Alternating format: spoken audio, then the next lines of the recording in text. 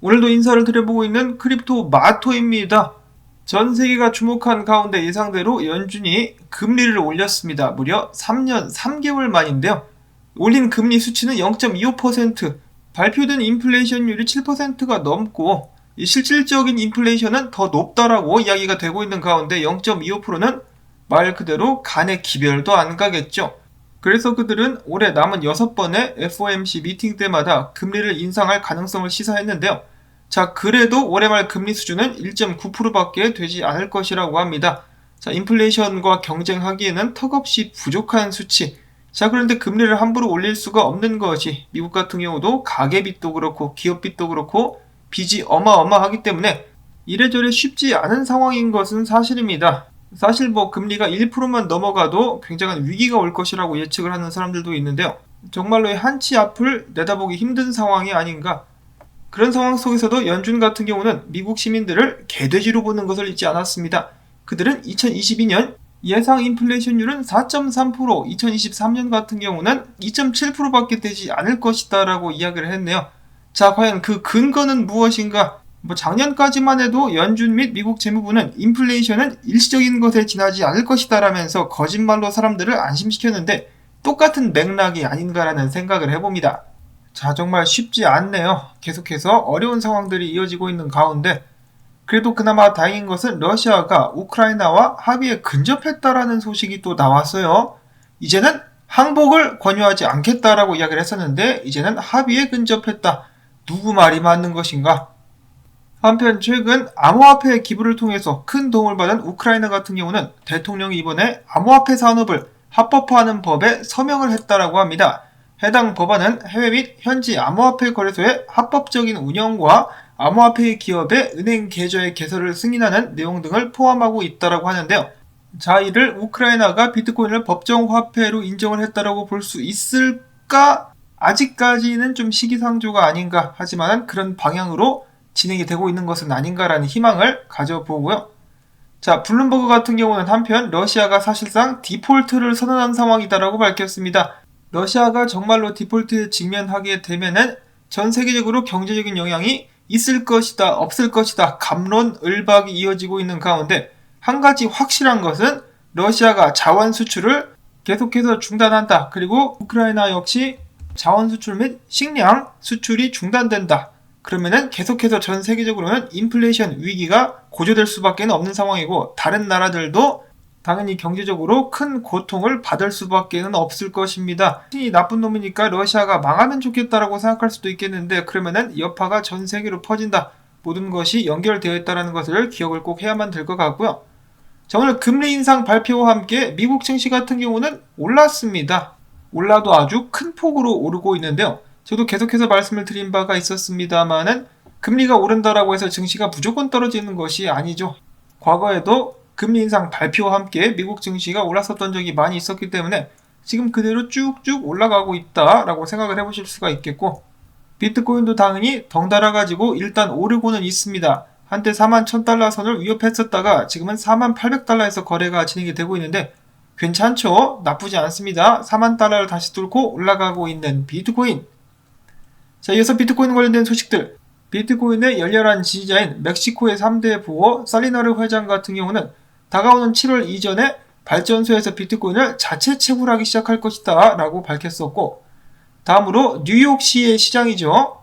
그는 최근 이렇게 밝혔다라고 하는데 나는 젊은이들이 각각 10달러어치씩 비트코인을 사기를 권유한다.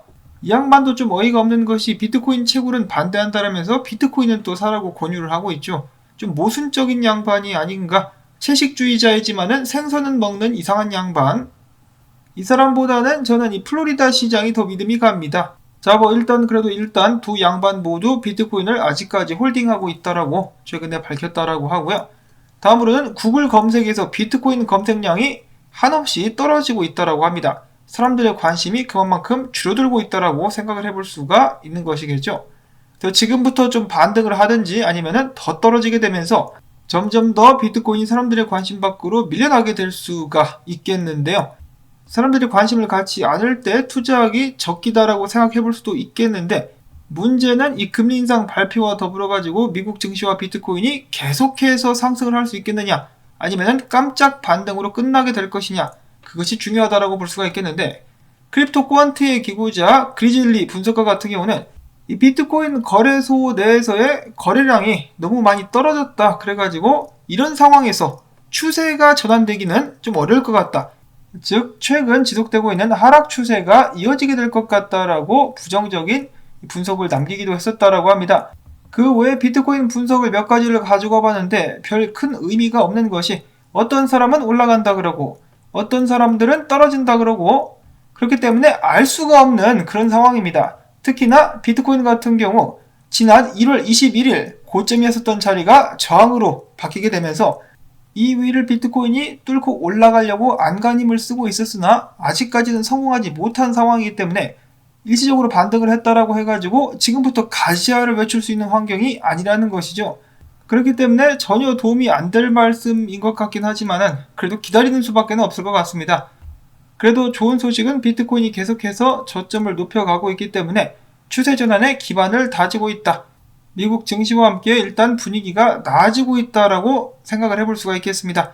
언제나 그렇듯이 올라가면 올라간다, 떨어지면 떨어진다라고 쉽게 말씀을 해드릴 수 있으면 좋겠는데, 지속적인 금리 인상, 끝나지 않은 전쟁, 러시아 디폴트, 그리고 최근에는 중국의 전염병으로 인한 도시 락다운까지 아직까지도 불안 요소들이 산재해 있습니다.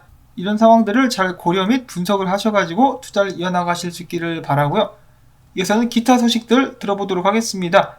HSBC, 암호화폐를 굉장히 싫어하는 것으로 알려진 대형은행이죠. 이번에 샌드박스와 메타버스 관련된 사업 제휴를 맺었다라고 하네요.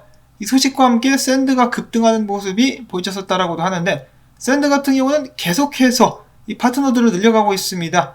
당연히 앞으로도 계속해서 봐야 할 주요 알트코인이 아닌가라는 생각이 드는데, 그만큼 소식이 계속해서 많이 나오고 있습니다.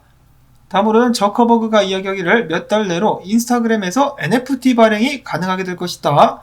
자, 최근 NFT의 열기가 약간 떨어진 감이 있는데, 인스타그램 하면은 또 수많은 인플루언서들이 있지 않습니까? 자, 과연 NFT의 붐을 다시 한번 불러일으킬 수 있을 것인가? 이어서 신용카드인 아메리칸 익스프레스 역시 메타버스 및 NFT 관련 상표들을 출원하게 되면서 해당 사업 분야들에 뛰어들게 될 것이다 라고 밝혔습니다. 이어서는 이더리움에 관련된 소식이 있는데 꽤 좋은 소식이 될 수 있을 것 같습니다. 자, 이더리움 개발 재단인 컨센서스, 그들은 최근에 4억 5천만 달러 투자금을 조달했는데요. 이 4억 5천만 달러를 이더리움으로 바꿀 예정이라고 합니다. 어찌 보면은 컨센서스의 이더리움 바이백이 아닌가. 이더리움 고점 때 이더리움을 대량 매도하게 되면서 비난에 휩싸였었던 컨센서스, 이번에 다시 한번 이더리움을 대량 매입하게 될 것이다 라고 밝혔습니다. 해당 투자금을 통해서 이더리움의 작업 증명으로의 전환, 그리고 병합에 앞서서 상당 수준의 자금 건전성을 확보하는 것이 목표라고 하는데요. 이더리움 가격 상승 역시 불러올 수 있을 것인가, 기대가 겁나게 됩니다. 자, 다음으로는 컨센서스가 보유한 탈중앙화 암호화폐 지갑 메타마스크입니다. 메타마스크 월간 활성 사용자 수가 3천만을 넘겼다라고 하는데요.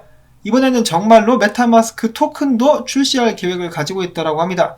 자, 그러면 기존의 메타마스크 회원들에게 에어드랍이 이루어지게 되겠는데, 저도 좀 받을 수 있을 것 같아가지고 설레이는 마음이 듭니다. 자, 다음으로는 분석가 케일리오가 이야기합니다. 만약에 루나가 신고점을 경신한다, 그러면은 150달러에서 170달러까지도 오를 수 있다라고 예측을 했었는데, 이더리움을 필두로 해가지고 다시 한번 알트코인 시장에 봄날은 올 수 있을 것인가, 계속해서 기대를 해주실 수 있기를 바라고요. 이어서는 미국 의회 블록체인 태스크포스 소속 의원 8명이 SEC에 일침을 가했다라고 합니다. 게리 겐슬러에게 서신을 발송해가지고, 야 이 새끼들아, 암호화폐 기업에 대한 권한 남용을 하지 말아라.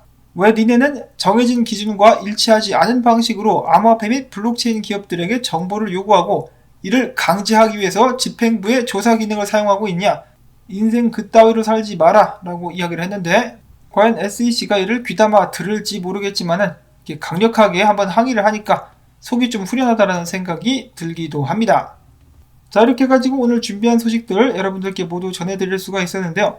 일단 다행히 금리 인상에도 불구하고 계속해서 상승하고 있는 시장, 이번에도 역시 긍정적이었었던 온체인 데이터를 따라가는 것이 아닌가라는 생각이 드는데요. 비트코인이 본격적으로 이전 고점까지 상승하기 위해서는 최소한 45,000달러 이상까지 올라와서 안착이 되어야 된다고 하니까요. 그때까지 방심하지 마시고 시장을 잘 지켜보실 수 있기를 바라면서 오늘 영상은 여기서 마무리를 짓도록 하겠습니다. 여러분들께 도움되셨다면 토마토밭에 물주기, 광고 영상 재생 및 좋아요 눌러주기 오늘도 부탁을 드리면서 저는 다음에 새로운 소식 가지고 인사를 드리도록 하겠습니다. 안녕히 계십시오.